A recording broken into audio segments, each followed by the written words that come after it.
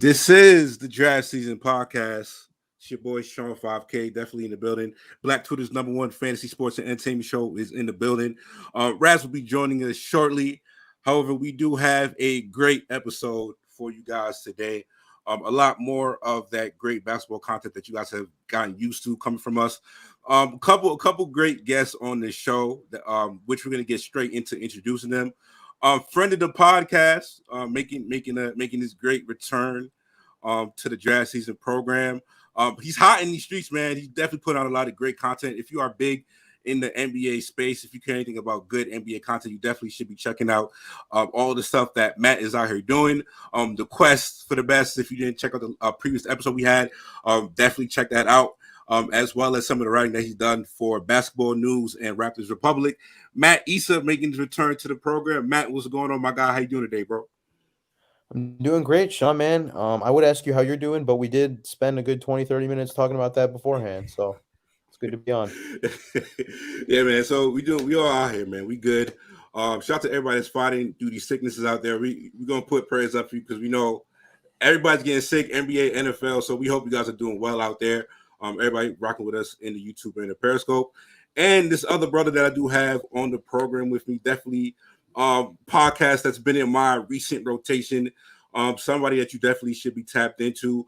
A great Twitter account himself. Coming to us, Jax, you in Minnesota, right, bro? Yeah, Minnesota. Coming to us from Minnesota. We got Jackson Lloyd. You can follow him on Twitter at JLloyd952. Jackson, man, like I said earlier, thank you so much for hopping on here, man. I'm a fan of your work. Appreciate you for hopping on here, bro. No, man, thank you. When you asked me to come on, like it literally made my day. Just whenever people ask me to do something like this, I literally just smile ear to ear and just get so excited. It's almost embarrassing. Yeah, man. And we got Raz looking for parking in the stream. I don't know if Raz is on here, but we'll get to Raz shortly. in a good second. I'm here right now, man. Never on time for your own program, bro. You know what I'm saying? Listen, people talk for sure.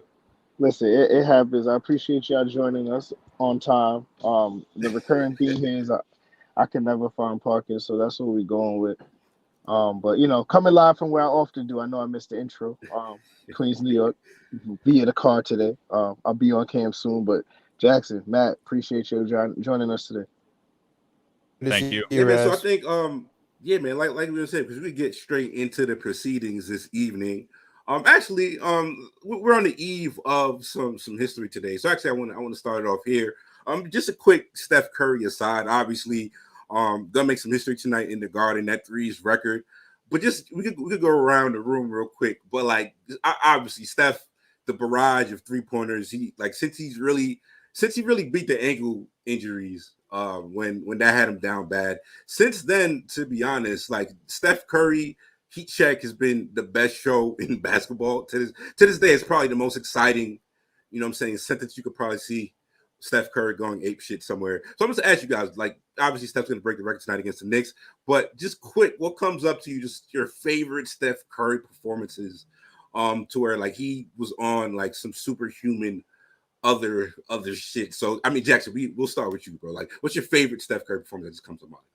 I wouldn't call it my favorite performance because I was rooting for the Rockets and Harden and Chris Paul at the time. But when Durant hurt his calf before he tore his Achilles in 2019, and then I think they were Vegas favorites. The Rockets were by like 7 points for the Game 6 at home, Toyota Center. Top 3 player in the NBA is hurt. Stars aligning to win the title, and then Steph goes scoreless in the first half. Rockets are in pretty good shape. I think they were up by a few points for the bulk of the game. It was pretty back and forth, but then midway through the fourth quarter, Steph and Dre went pick and roll and just tore the Rockets up and truthfully ripped my heart out countless times over the years, especially for Rockets, Blazers, Cavs fans. He's done a lot of the same, and that's kind of like the essence of what he does. People look at him like the baby face and like his demeanor, how he's like a aw shucks guy, but he really, I think he loves and relishes just destroying the opponent, especially because he's a guy who's been doubted his entire career. People probably looked at him like Dell's kid, stuff like that. And I think he just loves proving everybody wrong and going against the grain of the typical NBA star. How about you, Matt? I'm surprised Jackson didn't take this one. My favorite moment's got to be the Mike Breen shot, the bang against the OKC Thunder. That was just like, I mean, that season it was always, I remember I didn't have League Pass at the time, so I was just watching NBA Game Time. But NBA Game Time was always, whenever Steph did anything, they would put you a live look in. And that season, it was incredible what he was doing, man. But yeah, I mean, it's like what Jackson said, though. They call him the baby-faced assassin for a reason because on the surface he looks like a child, like somebody lovable. You want to give him a hug, whatever, but he's gonna rip your heart out, man. And he's been doing that for the last 12 years now. Yeah, man. Nah, Steph is ridiculous. And like I said, for me, the game against the Knicks, the 54-point game in the Garden, like truly his coming out party, like that's really like, and Steph has gone berserk so many times since then. But just there was something about that particular game and how high he got in the Garden. That yeah, man, it really comes like it honestly is full circle and it's a beautiful thing. Shout out to the homie Paulie Pockets in the chat. Appreciate you for rocking with us. Yeah, man. Now, second year MVP stuff is definitely a demigod. But yeah, moving on to just what the program is going to be today. So yeah, we're just gonna obviously we're around that 25, 26, 27 game point period of the actual NBA season. This is a nice point in the season. Sample sizes, lineups are starting to stabilize. We're having a lot more concrete observations about just what's going around. So we're going around the topic. I mean, we're going around the horn today, and we're just going to be touching on just things we've been musing on, things that have been on your mind. Obviously, as basketball minds, I mean, you turn League Pass on, you turn wherever you watch basketball on, and the brain starts moving, and you get random thoughts, whether it be roster construction, team rebuilding, a lot of stuff. And it's really the beauty of getting to connect with other great basketball minds. So, I mean, I actually, Jackson, yeah, let's start with you again. Just on what's been on your mind first 25 plus games of the season. One takeaway you've had, bro. So this is what I was alluding to earlier when I was curious if this was too grand or big scheme, but I'm watching these players. It's been essentially 3 consecutive seasons to where right after the bubble started to last season to this season, accelerated off season, just boom, boom, boom, every other night, basically playing games. And we're seeing guys like Chris Middleton, Drew Holiday, who played in the Olympics. They're off to kind of mundane starts for their standards. Devin Booker, he's dealing with the hamstring. He had some of that last season. Obviously, guys like James Harden, Jaylen Brown, they're dealing with the hamstring. LeBron can't seem to shake the soft tissue injuries, whether it's the groin or the midsection or whatever that was, the core muscle. And then I think kind of the question and idea that I have is we really won't know the true impact and effects of really playing 3 straight NBA seasons back to back to back, especially on guys like a LeBron James or a James Harden who are playing heavy minutes, high usage players. And are there going to be players whose careers are shortened or impacted because of how much basketball they're playing?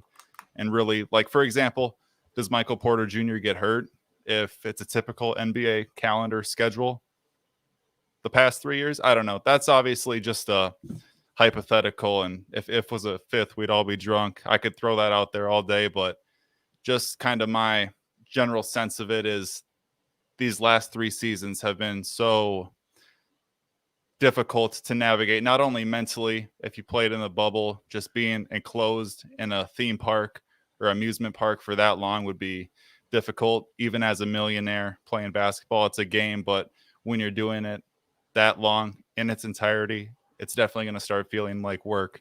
And then to now where we're in like that transitional period where it feels like the world is getting back to normal, but then as we're quickly reminded, health and safety protocols. So that's pretty much what I have on that.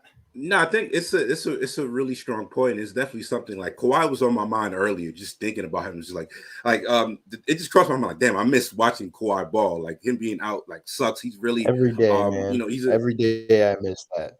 I think about him every day. I'm sorry. he Keep going he though. brings such a discreet and you know what I'm saying, just a rare energy to the league that nobody else really gives you that energy. And I was just, you know, going even looking through the standings, like the West is kind of like it's kind of nasty just in terms of how big injuries are going to affect what's going on in the West, to where it's just like I know I had to, you know, just tweeting out stuff, but like I don't know like how strongly I feel about this, but like one of those rare years to where like the East might actually have a conversation to from top to bottom. Is the East really the more difficult conference than the West right now? There's a debate to be had on it. I don't know which side, without going into a much deeper analysis, but even like the Clippers, and even like you said, yeah, the in and out of the lineups, a lot of teams are really being hampered by that right now. So yeah, I think this is why doing the asterisk game is really stupid, because every season, every campaign, NBA campaign, it's its own distinct story, to where it's just like the story's going to tell of who's healthy at the time, the best teams, who's clicking when it mattered most. Injuries and being healthy at the right time is a major variable for that. So now, Jackson, it's definitely something to keep an eye out. So I mean, we can definitely go. All right, so rolling over to you, Matt. Just one thing: what's caught your attention looking around the league so far? Yeah. Real quick, I just want to say, man, like, I swear, just listening to Jackson, it makes me a better writer because he has like so many different phrases. It's like, if it was the fifth, we'd all be drunk, like that he just says. And I I don't stole know, that man. from Jimmy Butler. He said that a long time ago. Really? Yeah, that's a That's classic. awesome. Yeah. I love that. It's probably because you watch so much TV too. You get a lot of the one-liners from there. But mine is like also like Jackson's, a lot more like grand, I guess, like macro. But mine's also kind of might come off the wrong way if I don't phrase this correctly. But I've done a lot of studying of the young players this season, and I plan on writing an article about this down the road. But I think there's a chance that this could be like, one of the 3 or 4 best draft classes we've ever had. Because if you think, at least at the top end, because if you think about it, okay, Scotty, Cade, Giddy, Mobley, right? Just looking at those 4, I think there's a legitimate case where all of them at their peak are like all NBA guys, at least for a year. Franz, maybe you could say the same thing. And then you got all those other guys that are just kind of like, we don't know what Green's going to be yet. You got guys who will be like at their floor will be part of an 8-man rotation in the playoffs. I think like Bant and Highland, maybe Cam Thomas pops, but there's a lot there. And I want to I'm not saying I believe that's something, but it's something. Thank you, Polly Pockets. It's definitely something that needs to be looked at and kept eye on, that, we don't know, at least at the top end. But yeah, I don't know what you guys think about that. No, I'm not mad at this take. And like I said, this is just it might just be like you might be ahead of the curve on this one, which is like that's what it's all about. So I mean, just honestly, we have the greatest, but like if we're just going off recent memory about like what the best draft classes was, I'd be interested in like where does this class rank compared to some of the other ones. Like obviously the 2017 one is a phenomenal one if we're just talking about recent draft classes. 2018, one of those years. But yeah, man, I'm not mad at this take at all. How you feel about that, Jackson? Way too early to tell, but I think we're seeing the beginnings of a guy who's going to make the All-NBA team multiple times in his career, and Evan Mobley. And this kind of ties into one of mine, which it originated as Evan Mobley is this freak show player. He's going to be an established superstar in 3, 4, 5 years, whatever. But then I got to thinking, last few games, it's been ugly, and it's not going to get easier with the Pistons missing Olynyk and now Jeremy Grant. But Cade Cunningham's coming. He's starting to come along. Very rare to be that good, both as a pull-up shooter and as a playmaker. And then he's 6'6", 6'7", that frame and size. And it's cliche, but being that big does unlock angles and types of passes that you can do in game that someone can't. Even if they're a passing savant like Trae Young, he has to do certain things to make an angle available on a lob or on a bounce pass, whatever you want to say, that is just more accessible for a Cade Cunningham. With guys Yeah, like sure. Trae Young, too, you have to think about it. I'm Go ahead, sorry, man. Go ahead. No, I go was ahead. thinking about it. I was thinking about this with Devontae Graham a few weeks ago, but like don't correct me if I'm wrong. Trae Young is right-handed. He throws his best passes with his right hand, right? Mhm. But Yep. so like with Devontae Graham, I was noticing, okay, they're gonna hedge with a bigger guy guarding him, his right hand, and there's no way he can really make like that cross court read or whatever the pass would be in the pick and roll because he's so small. He's 6 feet tall. The same thing with Trae Young, and I know Trae Young is like really good about like maneuvering his body, and he does have better vision than Graham. I'm not saying Graham is on the same level as a passer as Trae Young, but like it's a similar concept where there are ways around it where I don't think it's cliche at all to say like, okay, you're taller, you have more passes available to you that you can make. Now, are you gonna, develop the vision and the court awareness to be able to unlock that? That's up to you. And Cade has that. We've seen that. But same thing with Mobley. I definitely have a lot of thoughts on him. I'm gonna pull a Zach Lowe and save those for the article I have coming out. But no, I love this class. I'm not saying I think it's gonna be like the best class of all time. There's a lot of hurdles they'll have to pass to do that, including having one of those guys like be one of the top 5 players of all time. But it's just something that they're definitely like one of the best classes, not best, better, definitely already one of the better classes we've had, but have a chance to be one of the more memorable ones. For sure. I wanted to say shout out to Black CEO. So shout out to Roddy in the chat. He says top tier lineup. I'm enjoying this. He's all in on the Steph over tonight, 6 threes. I got some bets in, great stuff. His PS Matt, get out of bed, bro. So definitely shout out to Rod in the chat. Appreciate you rocking with us here, man. But yeah, man. I mean, for sure. While we're on the subject, I will start off with just the first thing that's been on my mind. I think it's been kind of obvious since the first time I watched them in preseason, but we could honestly do 40 minutes on the Cavaliers, because they've just been one of the best stories in the NBA. They've been, even if I can't catch them live, definitely been one of my favorite teams to one of my first rewatches whenever I go back in the morning and catch games. And they're 17-12 right now. And everything is clicking for them. I know even like I said, from top to bottom. Shout out to Kobe Altman. Like his job was looking a little shaky before he came into this year, and I think as a larger point of just rebuilding, I think there's a lot of interesting points to dive into. Just talking about how the Cavs got here. So many things on the actual Cavs I want to talk about. I want to first start talking about my guy, Jarrett Allen. I've bought up a lot of the Jarrett Allen stocks since he was a rookie, since pre-draft at Texas stuff. I think as a case study, he's a pretty perplexing actual player. But I just think for even when you think about the contract he got, I think off the top, I don't know if it was like 410 something, 4. It was but he got it. Like I think a lot of people bemoaned the actual contract when it was actually given out to him. And like I said, the reasons why this lineup is able to work, there's a lot of fascinating things going on about this Cavs team that needs to be discussed. Yeah, even saying about Jarrett Allen, because obviously super like runs like a gazelle in the front court. His elite rim runner. Just when we talk about rim gravity, we talk about I know people will laugh at the Rudy Gobert screen assist things, but that's a true thing.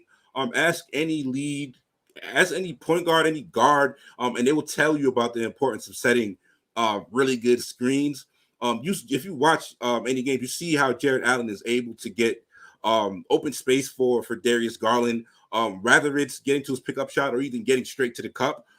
Just a super important aspect of that. I even think, even talking about Jarrett Allen for another second, I know even watching him what he did I think he was 20 the next season when they went to the playoffs, where he was basically the center on a playoff team, which is a pretty good accomplishment for somebody that young. And I think even if we go back to that first Sixers versus Nets series that year, Embiid absolutely smoked him in that series. And Embiid has his grown man muscles, and it was kind of unfair physically to expect him to go up against somebody like Embiid at that time. Taking it back as just a lens to where he's at now, I think he's added additional weight. He doesn't get thrown around in the post as much, which is a super important development for somebody like Jared Allen. So I'm like I said, I could keep talking about Jared Allen, even his passing, and I think it's another reason why the lineup with Mobley and Jared Allen also works because they both are pretty good passers. There's a lot of high-low big stuff. They both take turns playing out of the dunker spot. So I just think that's just something that's super interesting for me.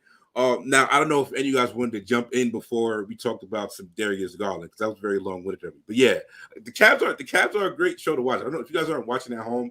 You know what I'm saying? I would definitely say keep an eye on them for league pass purposes. Yeah, I was.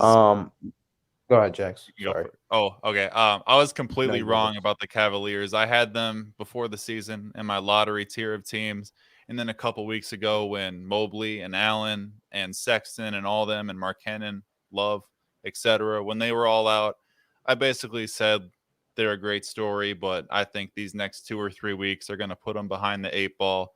They're not going to be able to hold it off and stay in the play-in race too long. And I'm completely wrong. Not only are they in the play-in race, they're looking like a team that's going to be in contention for a top 4 seed. Stuff like net rating, simple rating system, those metrics allude to them being a very good team, not just a team that's won close games to date. You compared Allen to Gobert. I actually like that comparison a lot. Not to say he's the same caliber of player, but he's Rudy Gobert light. And just that size, being able to impose their will in the lane, both defensively, again, cliche, but that's a lot to deal with. You're going to limit shots at the rim, and when teams get to the rim, you're going to alter shots. And the running the floor with Garland. If you run the floor, say you run the floor 8 times, you might not get the ball all 8 times, but you might get it twice, and those are going to be dunks. And again, when Sexton got hurt, I know he's kind of a hot button player. He's take it or leave it for some people. I thought that when he left the lineup that they would sorely miss his ball handling, just shot making. He's a really good floater guy. He's got the mid-range J, just pull-up shooting, pull-up scoring as a whole. And pretty much the exact opposite has taken place. They're getting stuff from Markkanen. Osman's having a resurgence. Kevin Love is playing well.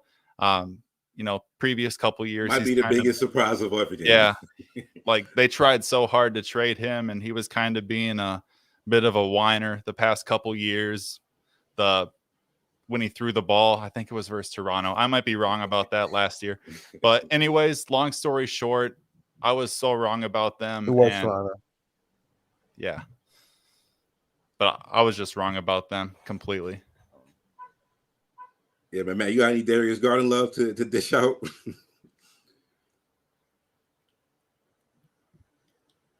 Matt is on mute. I will say to butt in on Darius Garland. That's been Gobert.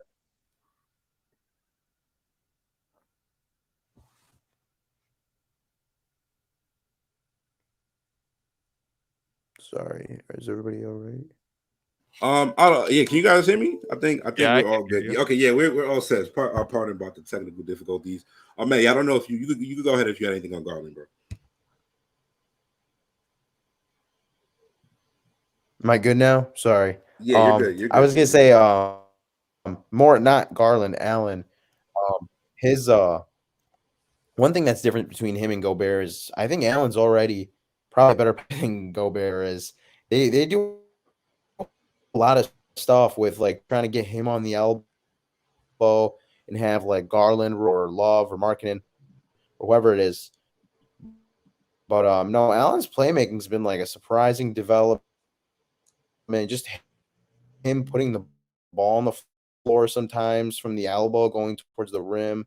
I think that capable with the ball in his hand. So I think he's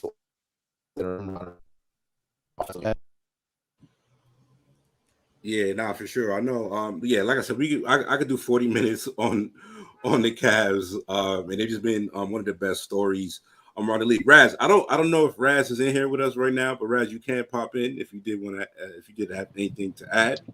It's gonna be some hater stuff right now, honestly, because the floor is yours, brother. Go ahead. I was so wrong on the Cavs, right? And Not from a talent standpoint. I did think they had some pieces that were worth looking into and worth building with, but for it to come together this fast and this quickly, starting a rookie, they went with the 3 7-footer lineup, which was something that I was very skeptical about as well.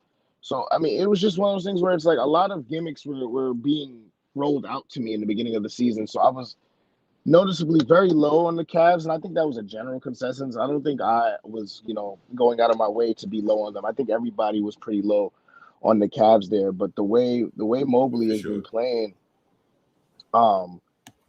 we saw him in summer league and we saw him in preseason, and he kind of just looked like, in my opinion, at that time, like, yeah, he was going to need to be, get put on some weight, all the cliches we say about those young, skinny bigs, but he's been able to hold his own, especially on the perimeter. His perimeter defense is something that has been terrifying and gives him that type of all NBA potential that you guys spoke about.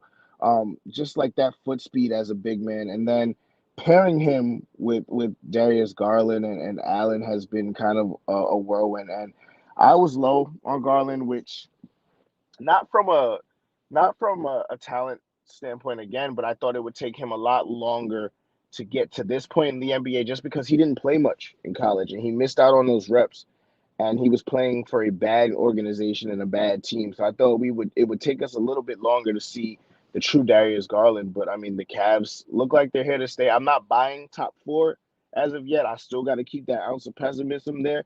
But I mean, I think they will make the playoffs.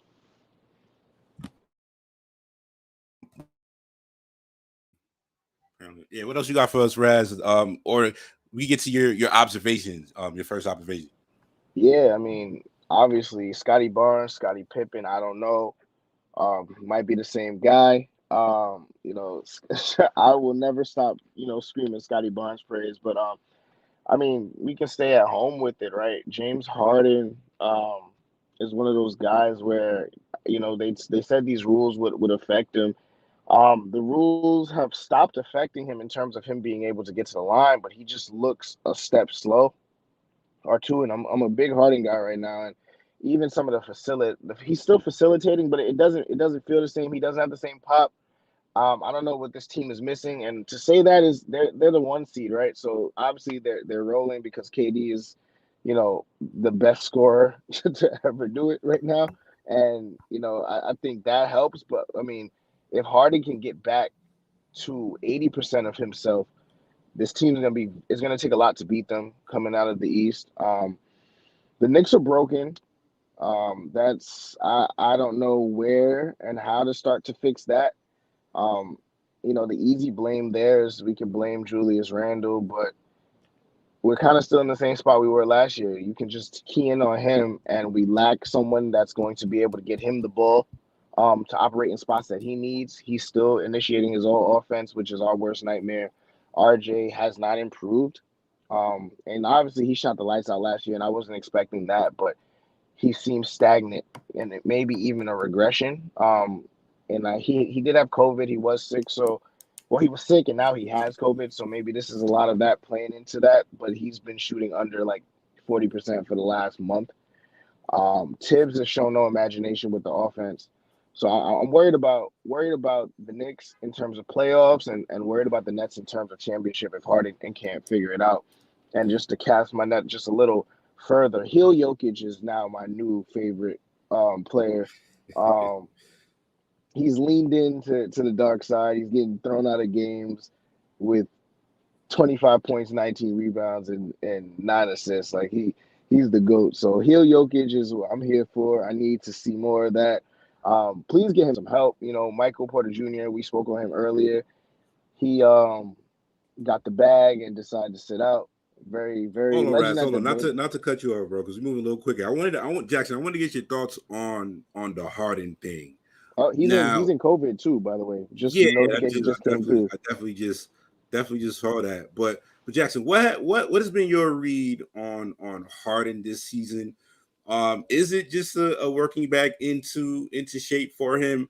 I've seen a lot of people mention the thing about the pop, the motor just doesn't seem to be the same. Is like if anybody does Harden have a switch that he's trying to save, that he's just saving for the second half, what has been your read on Harden's performance this season?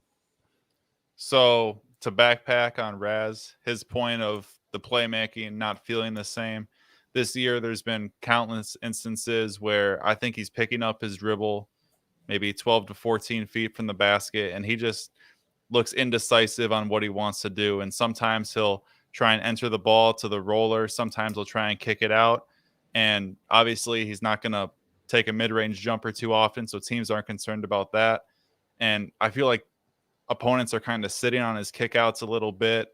His turnover numbers are trickling up, although the Nets' turnover numbers are pretty low as a team. He's obviously a big part in that. But individually, he's turning the ball over more.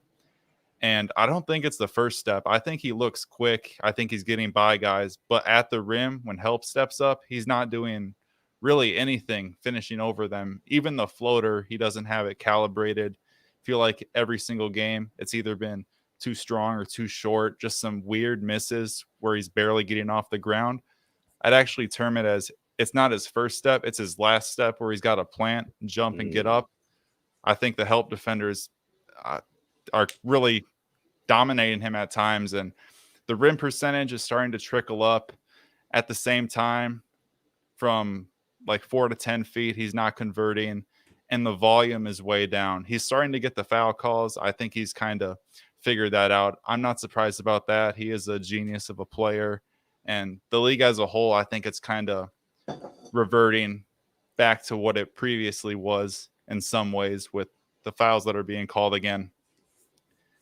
But I am concerned, especially because now he's getting another interruption with COVID. You assume that's going to be 7 or 10 day absence, whatever it may be. And I think that he does have another gear he can get into once the games are playoff games, their importance increases. However, this is not the same James Harden where every single night in 2018, 2019, it was 35-7, 35-7-7, 40-point games, stringing them together night after night after night.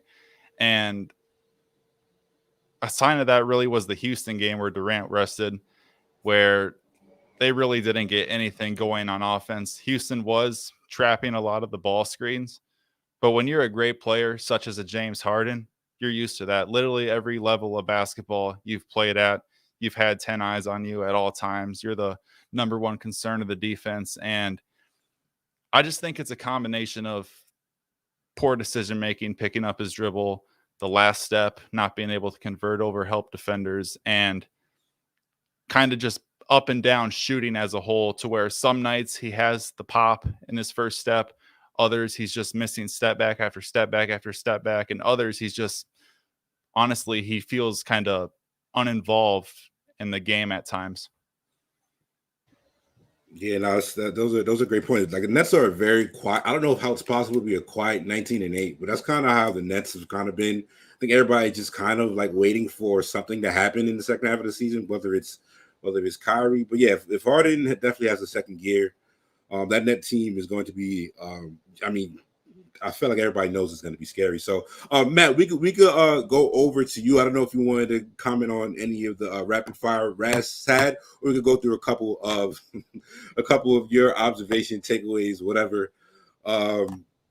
Before this is like an hour and 45-minute podcast. But yeah, go ahead, bro. Honestly, so since we're talking about the Nets and them being number one, but them looking shaky, that kind of leads to one of my other observations, and it is that the Philadelphia 76ers can get, I would say, like 75 cents on the dollar in a Ben Simmons trade and legitimately contend for like an Eastern Conference title.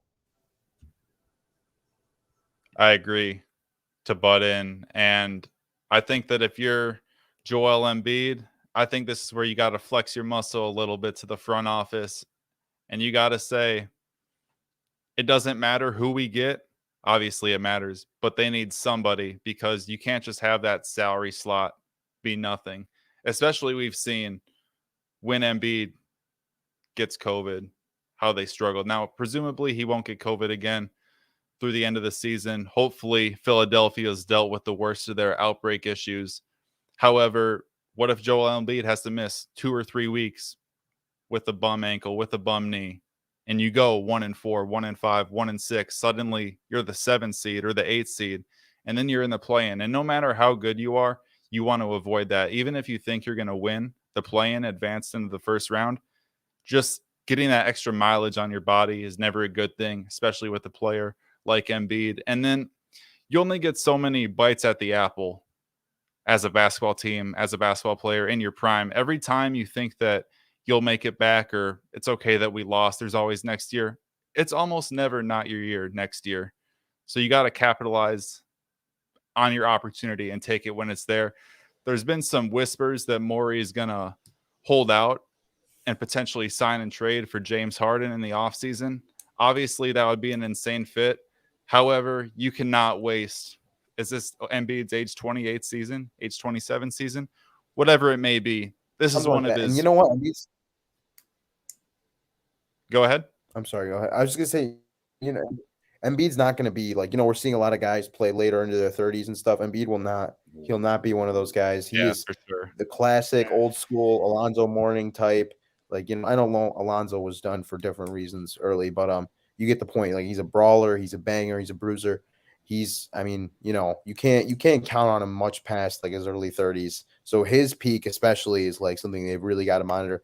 But the reason I'm saying like this is a chance that, you know, the East is like, it's stronger than the West, but like there's no clear like I would say favorite in the whole entire league. Maybe the Golden State Warriors. We'll see how it looks with Clay. But I mean, you look at that team. I was looking at Thibault. I was rewatching the way he was on guarding Curry, and he is such like a wild card in like an anomaly of like the type of counter you can use in a playoff series. Having a guy like him and then Seth Curry offensively, I haven't seen him play this well before. Tyrese is getting better and better. I know he still has problems. He's flawed, whatever. Korkmaz is awesome. Niang is big signing. If you can put another guy who's like, he's been good for them. You can count on him. They're never going to have like, you're not going to have like, I guess like the ideal world, you get like a James Harden. Okay, I can count on him to bring the ball up 75 times a game. I don't think you can get that for Ben Simmons at this point. But if you can get somebody who you can count on, you know, to bring it up 30 times, then he's splitting touches with Maxey as the primary guy, or Seth is the primary guy, or maybe a little bit of Tobias is the primary guy. And your offense is contingent on getting the ball to Embiid in the paint and having him forced to double team and then working from there. I mean, that works as long as you put 4 guys who can shoot, pass, and dribble. What do you guys think?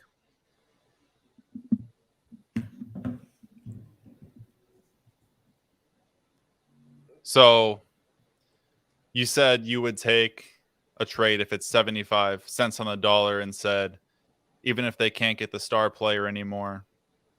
I think that is kind of out of the window, or out of the question, whatever. But I do think that there is a market for Ben Simmons, and they will get an impact player once they trade for him. I think that Morey kind of set the bar for what he wants in return, expecting that he's not going to get that, and then he'll have to walk it back a bit.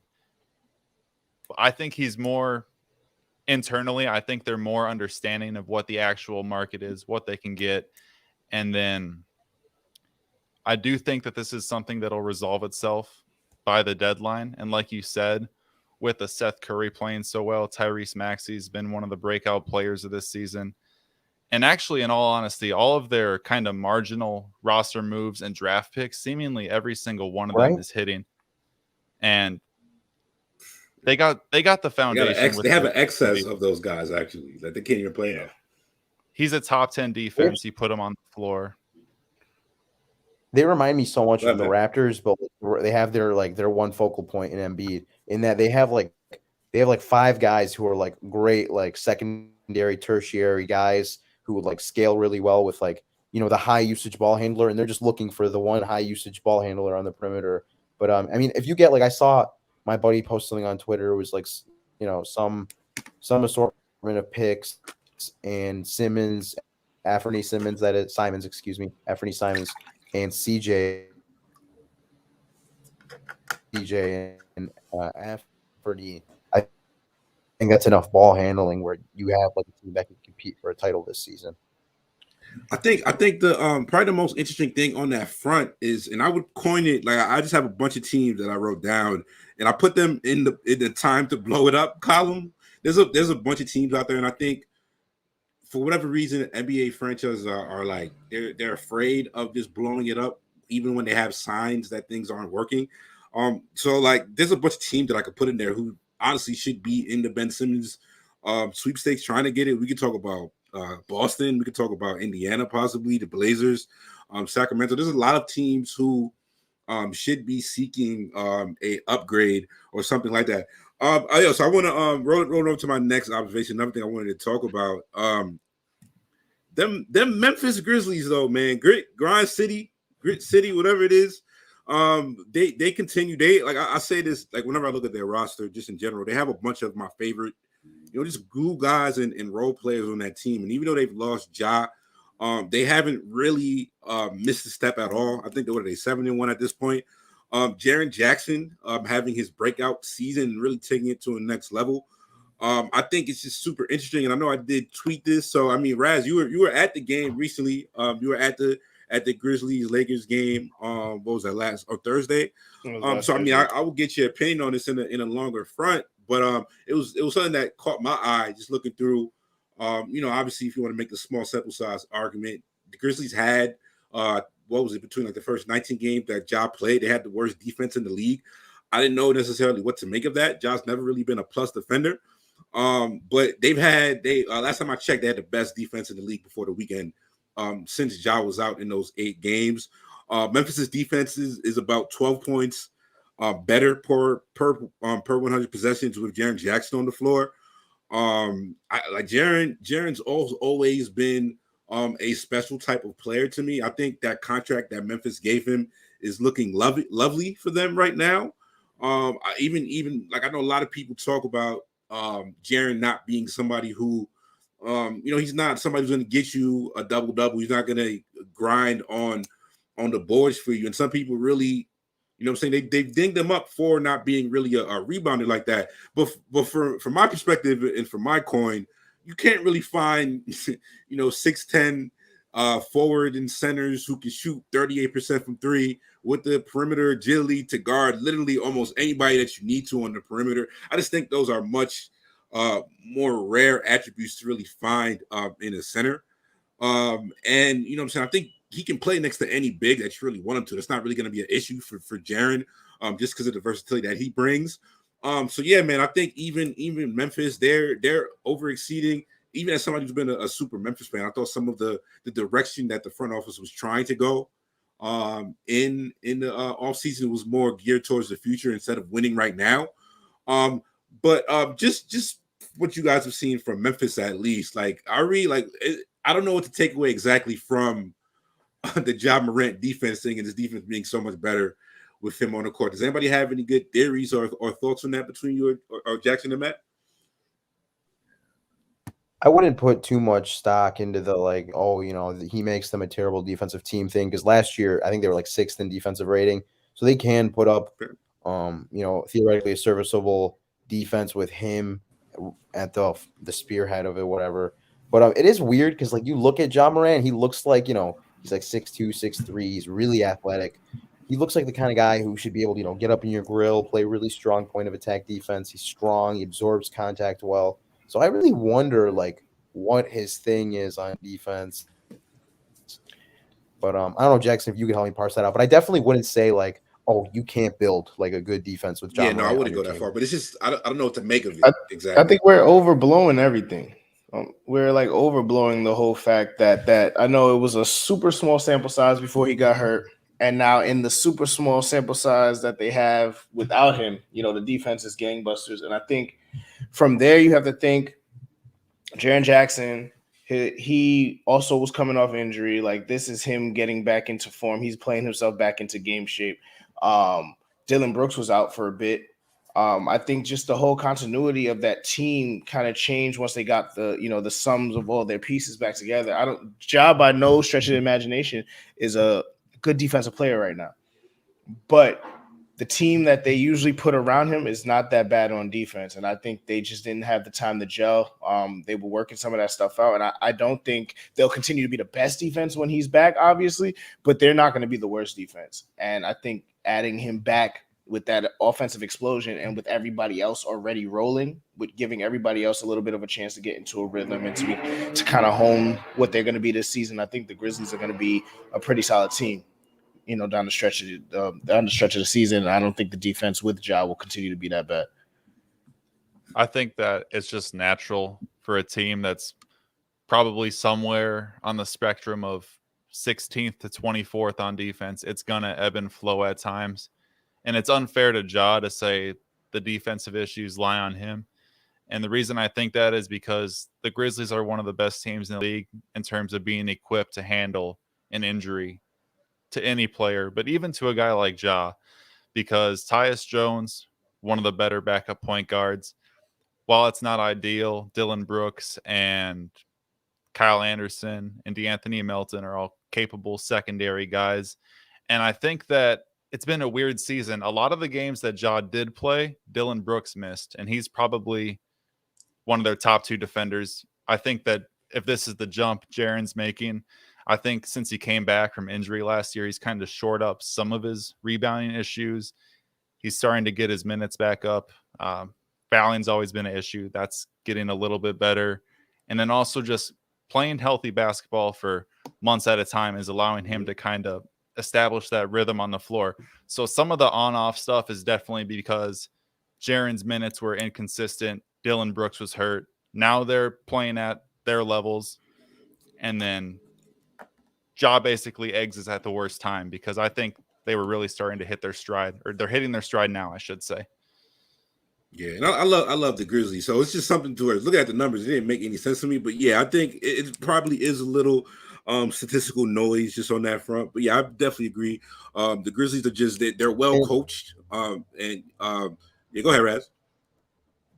No, that was Matt, but I mean, Matt, go ahead, Matt. Go ahead. I was saying, one thing we haven't even spoken about is like the young thing. Like I didn't realize how like important he was defensively to what they do. Not so much as like a traditional shot blocker. He's, his block percentages have never been like elite or anything like that, but he's really good at like holding opponents to field goal percentage less than what they normally do around the rim. And I noticed this. My buddy Shamit, who covers the Pelicans, kind of brought this up to me because I was kind of underrating Jonas's defense, and I was saying he was the problem with what was going on in New Orleans defensively. He has some limitations, but I think it's the exact opposite, honestly. Just because he's more grounded, we think that he's not like a good to great defensive anchor.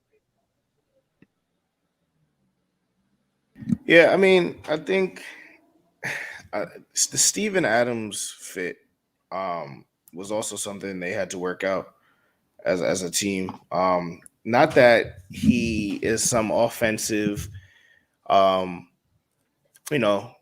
weapon or anything like that, but anytime you take such a pivotal point from your team and move on from him and throw somebody else in there that's going to absorb those minutes, it's going to take time, especially someone as talented as Jova. Yeah, for sure. Now, Jackson, I don't know if you had a couple of your favorite observations that you wanted to fire off real quick. Just what's been on your mind?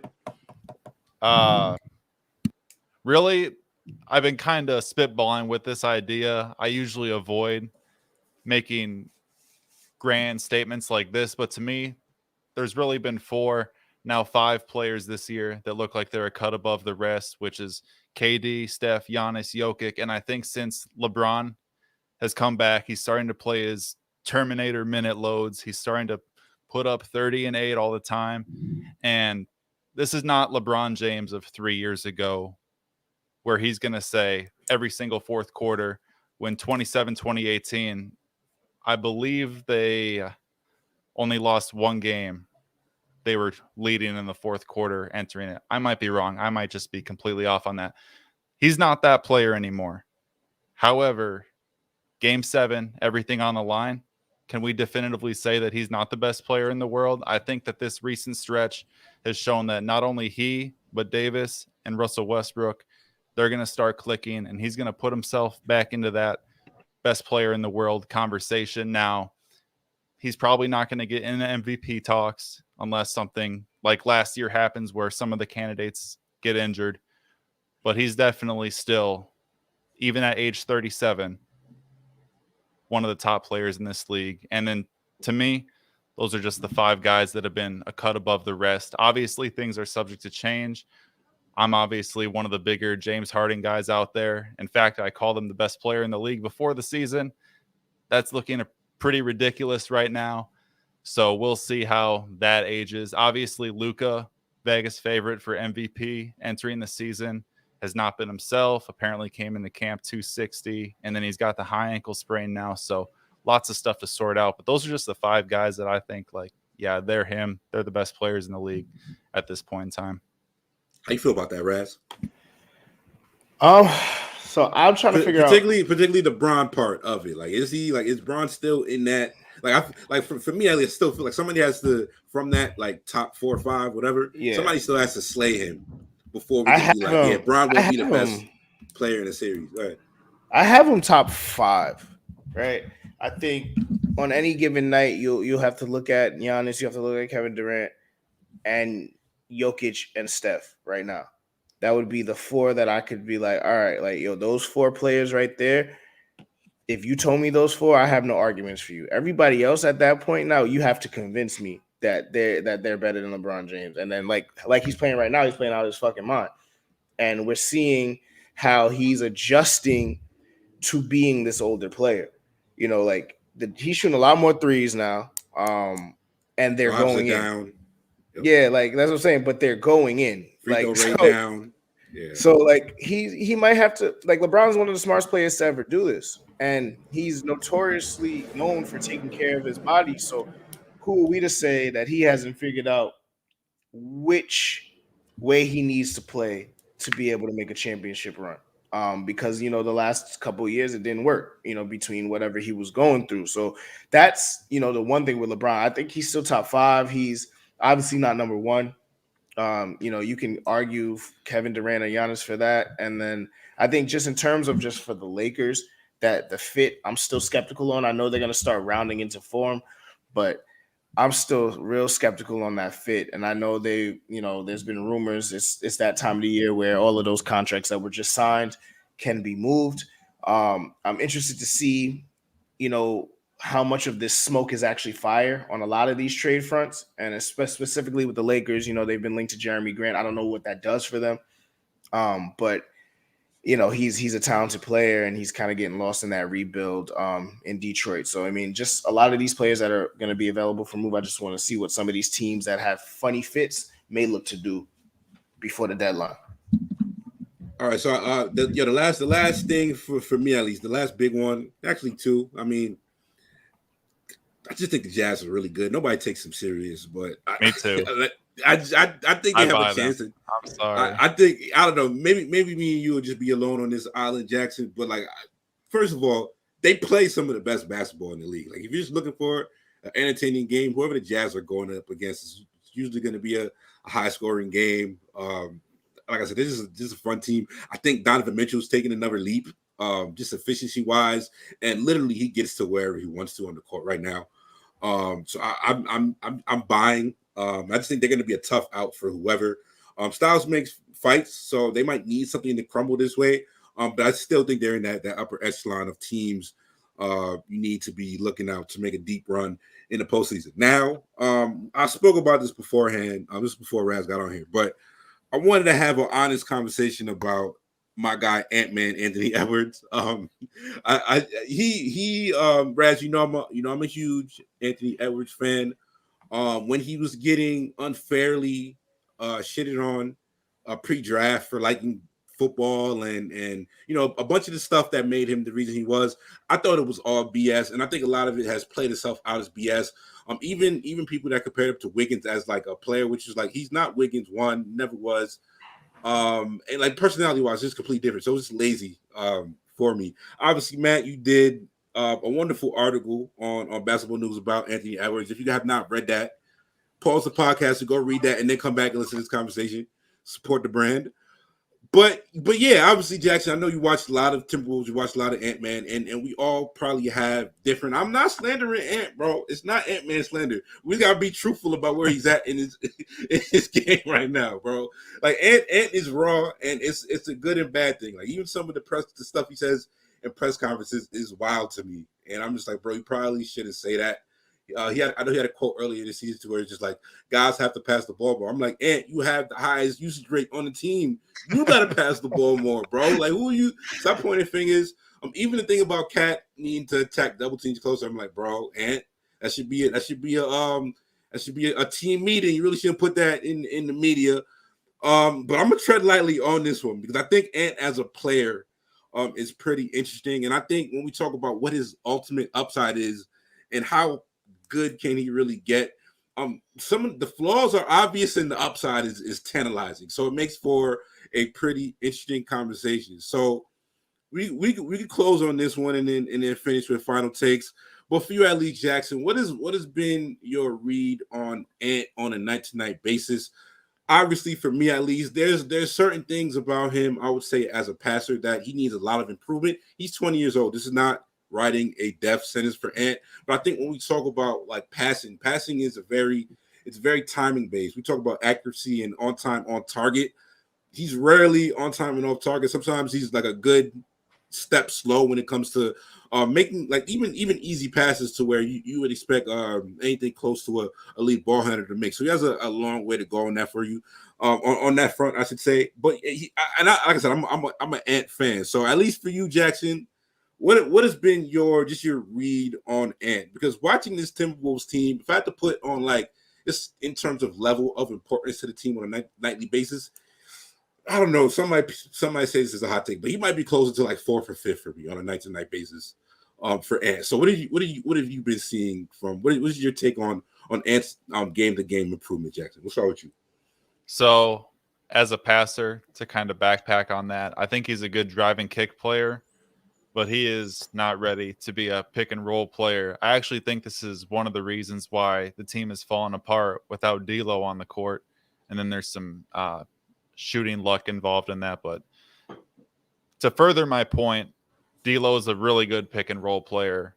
Whereas Ant, I think he predetermines a lot of what he's going to do, especially when it's going to be a step back. I also think this goes hand in hand, despite him being relentless attacking the rim. I think this ties into why he's not a high free throw attempt guy yet. Now, I do think that he'll get there, but we see with some of these guys, that's easy, yeah.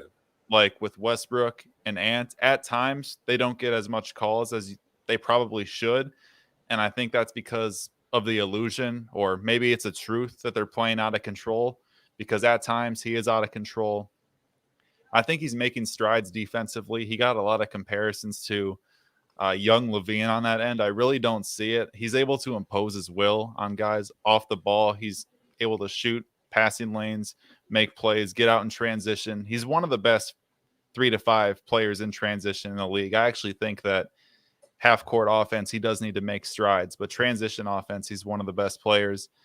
And again, to go on your point about his post-game interviews, I think he's a guy that is one, he's young, so he really doesn't care what he says, but two, nope. Give a fuck level's very low. I think some of the shit he says, he does not believe, because he said Porzingis was the best rim protector in the league after a game where Gobert stifled the Timberwolves. And I think he says some of this to see kind of the reaction, to push his boundaries, see what he can kind of make of the situation. I think it was almost a challenge when you make a quote like that, because I think they play Utah twice more in December. So there's some this week, I think this week. Yeah, this week. Yeah, mental stuff with that. But with Ant, long way to go in the half court. I will say about the point that he likes football, or he likes making music, or he doesn't love basketball.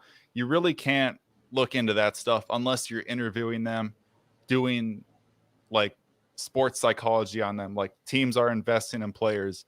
You can't make that determination on the outside looking in. We saw some similar stuff with DeAndre, and when he said success is a second contract, because ultimately in life that is success. That's a bar. And he didn't lie to me. I've never gotten the impression that he's not playing hard, because he has the ball a ton. He's always active on the court. He makes a ton of mistakes, but I don't ever think it's because of lack of engagement, lack of effort. And for example, just the other day, he played a game while having flu-like symptoms. So I'm not ready to go and say that this guy is going to be a surefire Hall of Famer. Now, I have tweeted 2 or 3 times this season. I think he's a future MVP. This is kind of the pitfall of live tweeting, is that it is a bit reactionary. And then some of his bad games where he's 4 of 13 in the third quarter, it's like, all right, let me just pretend I'm not seeing this right now. But big fan of him long term. It's been bumpy. I think that if D'Lo's active, if Cat's active, he's going to be great playing off them. If one of them is out, it's probably going to be a lot of stuff where Ant's got to bite off more than he can chew. The Timberwolves offense is really going to flutter when one of those guys is off the court. And yeah, that's basically all I have on Ant. No, I think it's and Matt, we'll get you in here next. And I think I think even going back to, because I think the perfect person for Ant to really study, like if I told him to go and like really break down, it would be harder for me. Like if he like has a handle improvement and picks up a lot of the tricks that Harden has, he would be he would honestly go to a completely different stratosphere as a player. The nature first nurture thing with Ant is really interesting to me, because I even comparing him to guys like I say, let's say Bradley Beal and Devin Booker, just as case studies. Comparing them as players, they're all shooting guards for whatever you want to look at in the modern NBA. Their games are a little different, but looking at Beal and Booker, those guys really, they operate a little different to where Ant is it feels like Ant is most comfortable on the perimeter. And guys like Beal, guys like Booker, those guys love working out of the mid post. And even when it comes to, he could also improve on getting himself open off of screens, and stuff like that. And I think even going back to the Gobert thing, even I've seen the impact that the elite rim protectors can have on him. Like it was the same thing in the Philly game against Embiid, to where Ant, sometimes he's going too fast for his own good. And definitely like slowing down, be able to get that in-between game near the that 3 to 10 foot range in the paint. Him really taking the improvement there. I think even before he gets to his passing level, if he's able to do that, and I think that would be the next step for him, really slowing the game down. So, I mean, for you, Raz, at least, where are you at on that? I like Ant-Man. I know coming out of the draft, we said that he may get a GM fired. Just because his talent was so high and his potential was so high that you were forced to pick him number 1. And somebody may have took him number 1 that didn't need to take him number 1. He's lucky now that he gets to play with Cat, who seems to be deferring to him for whatever reason that is. So maybe he can get some of that bad out of the way. But it's also bad. I have thoughts on that. Yeah, listen, no. Cat needs to take the most shots on his team. He needs to stop being a cup. Hold on, that's a very big thing, and that's why particularly those comments about Cat needs to be more like Embiid. Slippery slope. If you really want to get into context on this, for the most part, I don't know if he needs to be more like Embiid though. He just needs. Those were Ant's words. He was like he needs to attack quicker out of post ups, not wait for the double to come. Now I think it's very easy to say yes, and yes, Cat should be shooting more. For the most part, Ant and Cat have shared their minutes the most. They basically played the way Chris Finch does his rotations in game. They basically play for the most part of the game. Now, when we talk about why is not Cat getting enough shots, or just shots per 100 that Cat's getting with Ant on the floor, or when he's playing with D'Lo, Ant is a reason why. To where it's just like he's a reason why I think Cat's not getting the shots that he needs. There's not a lot of ball. The ball doesn't really move a lot when Ant's on the floor. Just as we talk about rebounds and going around the court. And also just getting him the ball where he wants. So even talking about, that's what I'm saying. That I think that's a major part of the discussion, to where it's like Cat should be getting the most touches on his team. Yeah. But I think just that actual feel for the game, the 2-man game between Ant and Cat has been pretty one-sided, if I'm going to be real on that. No, that's true. But I think somebody like D'Lo needs to be able to run that offense to where you're. I know sometimes Ant gets it and it's a black hole, but D'Lo has to be more intentional and making sure that 1-5 or 1-4, whatever Cat's He's playing the that only, day. but that's he has been the only person who can really Well, I mean, stir the they had a drink with the player. offense. They had a player. They gave him to the Cavs. Rubio Nah. kind of would have been that guy to do it. Nah, man. The Prince but trade no, they- isn't looking good, but Beverly's playing well for him at least. So Listen, they love Rubio out in Minnesota per your man's Dane. What's his name? Dane Moore. So Yeah. I mean, I think he's definitely a fan favorite.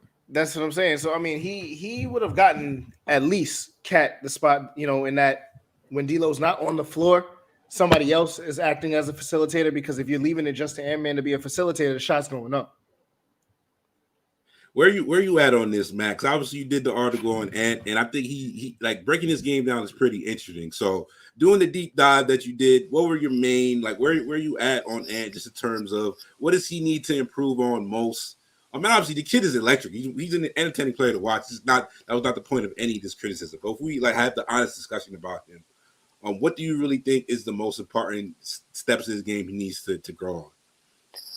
I think it's offensively. Honestly, I know we've been talking about a lot about Cat and how Ant's got to play like backup D'Lo, I guess, make sure Cat's getting his touches and all that, and nurture him and all that stuff. But so thinking about defense real fast, he's Jackson said, he's taken steps. I think he's taken leaps and bounds. He's a much better defender this year. And there's times when he locks in and it's like, okay, Russell Westbrook, you're not getting in front of me. I mean, you're not getting past me. Hey, Devin Booker, you're good at scoring, right? You're not getting past me. He's got the frame. He's athletic enough to where when he wants to lock in for possessions, he for the most part can do what he wants. And then off ball, he is awesome at wreaking havoc. Wrecking havoc is he gets blocks, a lot of blocks for a guard. He can get up really high. He's good at playing the passing lanes and all that. So I think defensively, he's a lot closer to being the finished product of what you want for Jackson's vision to come true of him being an MVP player one day. I think he's a lot closer defensively than he's offensively. Offensively, you guys kind of mentioned it. He's gotta let go of the ball faster because he's not there as a passer yet where you want the ball in his hand for a substantial amount of time. And then it's there's a point of diminishing returns when he starts to dribble the basketball. And something that Jackson said that I kind of pushed back on, he said that you can't try to read into the football stuff too much. I think one avenue you can is when it comes to playmaking. You can read into the extracurricular stuff. And, we know that Ant started basketball late. And I think that is something that's going to limit his ceiling just a bit because he just doesn't have the reps that the feel guys, have. I watched Ant and then I studied Giddey right after him really intensely. And it was a night and day difference. I was impressed by Ant making simple pocket passes on pick and rolls, and then I'd watch Giddey and he would do things that I only see Rubio do, and Giddey's 6'9", So the passing thing, I don't think it's ever gonna fully be where you want it to be, and that's where you can read into the other things and say, okay, he's not going to be an elite level facilitator, playmaker, whatever, because he just doesn't have the reps. It would take too long for him to gain the requisite feel and spatial awareness to get there. But what he can fix though is, hey man, you want a primary ball handler like a D'Lo to kind of be a steadying presence and to make sure the ball is not in his hands for too long. And when he does have the ball, he's he's got a purpose. He's methodical. He knows what he wants to do with it, and then the free throw stuff, of course, is going to come because he's just so damn athletic. Yeah, like I said, just in terms of my final point on Ant at least is I think I looked at the drives per game number, and he was 28th in the league, and for somebody who 13, right? Yeah, it was around 12, 13, 28th. Obviously, I think if you look at the guys above him, I think Shea Gilgeous-Alexander was number one. Guys who aren't as athletic as Ant. So whereas I think he can get downhill whenever the hell he wants to. I just think I don't know what exactly has to be done to really unlock that. I'm not exactly what needs to be sure to tell him that. But yeah, that like I said, I think driving kick he excels at that when he does get downhill. He just doesn't do it enough as he honestly should. I think my last take on the Timberwolves that I wanted to mention at least because just to speak about D'Lo at least real quick as we get out of here. A lot has been made of him. They're 12-9 with him in games that he's played. Obviously there was an Orlando game. He got hurt in like the third quarter. They were winning in the second half, even though he wasn't shooting well. I think he was like a plus 15 or something in that Orlando game, and then they got blown out in the fourth quarter. So they're 12-9 in games that he's played, and a lot has been made about. Obviously, the defensive rating is not a one-man person stat. People use that statistic extremely frivolously, and not to the purposeful intent that it should be actually used. But I just think at least on the D'Lo front, because he really has improved just on just the give a fuck level on defense. One thing I've always said about him, I think he was kind of like, he's not even comparing him to like somebody like a Trae Young as an elite ball handler. Like Trae Young is obviously the better passer, just better player overall. But just length and size wise, D'Lo's like, he has a 6'10" wingspan. Obviously he's gonna have the lateral movement issues hampering him on that end. But I think even like he showed it in the actual year on the Nets, that when he's in position and he's closing out on shooters, his length does make it difficult for guys when he's actually in the right position and he's actually closing out on shooters' hands and things of that nature. So I think for me, because obviously people are going to look at, oh yeah, he has like, when he's on the court, I think the 5-man lineup of D'Lo, Pat Bev, Ant, Vando, and Cat has like the best net rating in the league right now. And a lot of people saying just like noise and shot variance, obviously. But I just think for me, at least, people said you couldn't really field a decent defense with him on that. So the point of that statistic is not to say, oh, D'Angelo Russell was a top 10 defender in the league right now. That's not the purpose of the stat.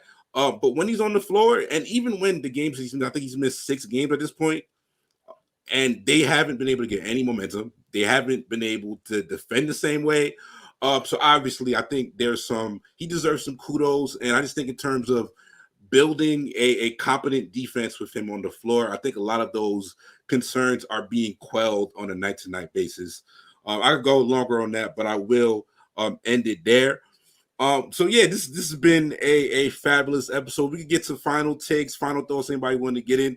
Jackson, I don't know if you had any final Timberwolves takes or thoughts you wanted to get off in retort to that. But yes, let the people know where they can follow you and get off that last take, whatever you need to get off your chest before we get out of here, man.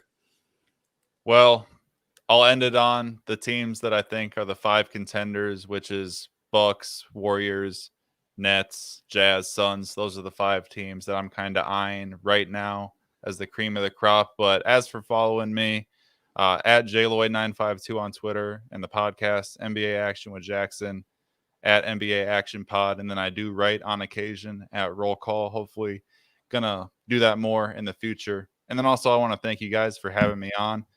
And you guys are crazy covering multiple sports, because every week when I'm doing my fantasy waivers for football, I'm doing all my leagues. I literally hate my life when it takes me like an hour to do waivers.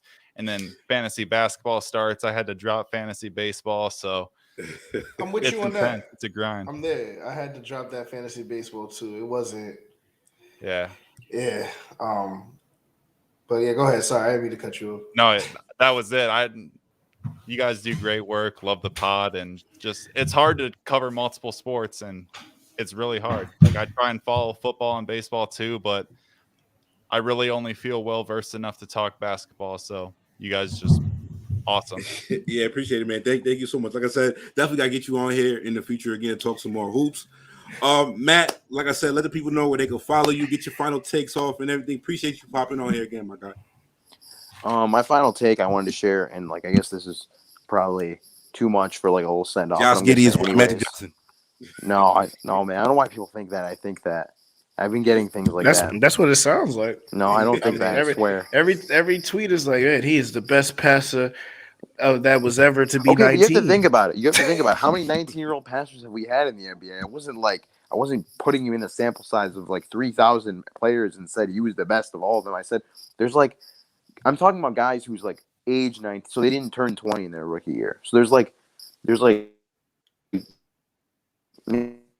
maybe like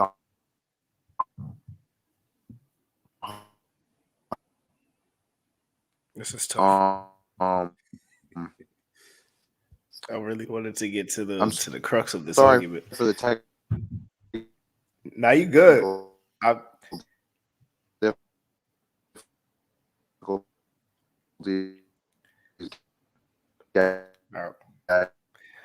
we gotta talk to some people out in East Lansing. Gotta make you this Matt pays too much in tuition for the Wi-Fi to be like this.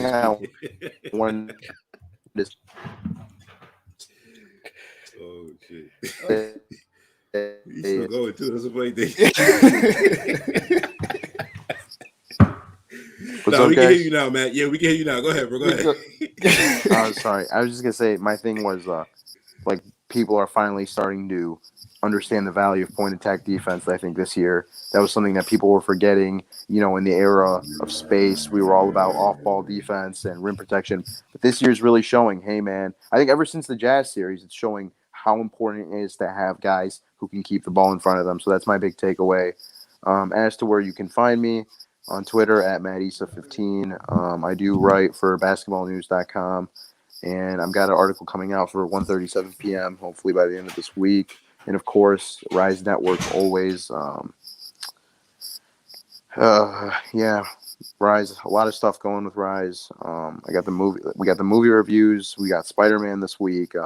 For Michigan people, we have an event at Johnny Black's on Saturday in Rochester, I believe. But a lot of cool stuff to look for there. Yeah. Point of attack defense. Shout out to Matt, man. Thank you so much for enduring that connection, man. We really you the real MVP for that. Raz, man, final takes, final thoughts. Take us out of here, bro. Final takes, man. First of all, I got two things for the people. We'll keep it basketball right now. But what the fuck are the Pacers doing? They're gonna blow it up, it seems. Get rid of all of their 26-year-old good basketball players to start over. I don't know if that makes much sense. I mean, maybe they trade one or two. I mean, trade one to get a better fitting piece, but to blow it completely up with players that are so young and still have so much promise, I think is going to be. Yeah, Paulie, I do need a valet, man. Somebody got to park my whip, man. It's bad out here. But yeah, I think it's just one of those things where I don't think they need to break up that whole team. Maybe that Turner and Sabonis fit isn't it, but you got to get something you have to get something worth Turner's worth if you're going to get rid of him, because I don't think this team needs to completely go into a rebuild. Like Brogdon, does he fit the trajectory, like the age range for a rebuild? Probably not. You'd probably have to get rid of him at some point too. So I'm curious to see what the buyers are going to do and what the Pacers are interested in selling. So that'll be something that I'm going to pay close attention to, because I do think wherever those pieces fall, they're going to help a team tremendously, and that may make a new contender emerge.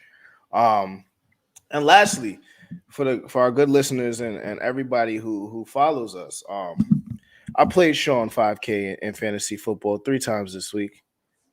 Right? No, I played him twice. My brother played him in one league. I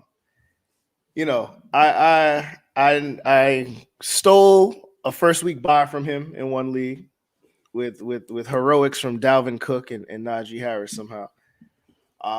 Put an end to one of his miserable seasons in another league. But here, my good brother Sean was the front runner in a league we like to call Gino Marino. And fantasy football is the cruelest thing in the game, man. He went from the one seed. Fantasy football doesn't love anybody, man.